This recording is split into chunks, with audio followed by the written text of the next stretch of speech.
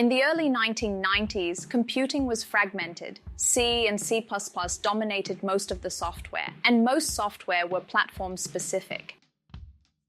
Every device had a different CPU, different OS, and different memory constraints. Portability was a nightmare at that time. In 1991, a small internal group was formed within Sun Microsystems named the Green Team. The team was led by James Gosling, who now famously known as the father of Java. Their mission was to create a programming language that works seamlessly with different consumer electronics such as televisions, set-top boxes, TV recorders, etc. They were not trying to build a web language or a mobile app. They wanted it to be a platform-independent language which can run on a variety of hardware without compromising on simplicity, performance, or security. The language was first named as GreenTalk by James Gosling. It was later renamed to the name of the tree outside Gosling's office, the oak. But the term oak was a trademark of Oak Technologies, and it got renamed again to Java. Some other recommendations for the name were Silk, DNA, Dynamic, etc.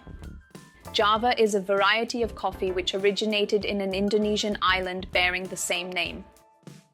There were powerful programming languages like C++ at the time, but it was mostly focused on desktop, and Green Team wanted something that's more safer, portable, and beginner-friendly. Java was essentially made to make normal electronic appliances smart. They imagined it running on various devices from TVs to microwave ovens. But reality hit hard. The hardware market for smart appliances were not ready at that time. Adding software to otherwise simple devices would ramp up their cost, and most consumers and brands found it an unnecessary addition. Everything changed with the rise of World Wide Web in the mid-90s. Websites, as you know, are meant to run on any device, unlike desktop apps, which are operating system and architecture specific. Suddenly, there was a solid need of portable code, which runs on any computer regardless of the underlying OS or system architecture. It was around the time when Oak was renamed to Java. The right once, run anywhere approach of Java became a big success. Now, a Java code can run on any browser with a Java plugin. By 2000, Java became the backbone of enterprise software. Scalable web applications, banking software, common desktop apps, and even telecom and defense systems started adopting Java code. Large companies relied on an extended enterprise edition of Java, shortened as J2EE. Sun Microsystems was riding high. The write once, run anywhere promise wasn't just marketing, and companies could develop code that ran on Windows, Linux, and even AIX servers without rewriting the entire code. In 2006, Sun made a monumental move. Java became open source.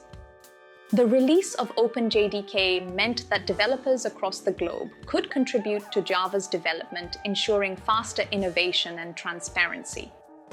Later in the late 2000s, along with the big success, some controversies came in too. Oracle acquired Sun Microsystems and thus inherited Java.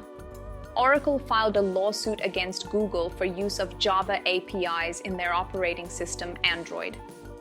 Even though Java was and still is open source, the case bounced through various courts and finally reached the Supreme Court in 2021, which ruled in Google's favor. Android initially relied heavily in Java, but it wasn't based off standard Java. It ran on Dalvik, a custom virtual machine optimized for mobile devices. As time went by, Google introduced ART, short for Android Runtime, and eventually pushed Kotlin as the preferred language for Android development.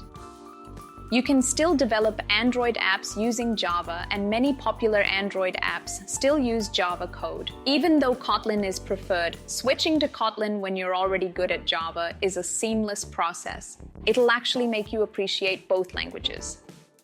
Today, Java powers enterprise systems and financial software to Android apps, regular consumer electronics like televisions, air conditioners, microwave ovens, and even defense and aerospace systems.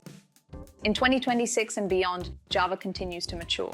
It has a strong community, and it remains as that language enterprises trust and developers rely on worldwide.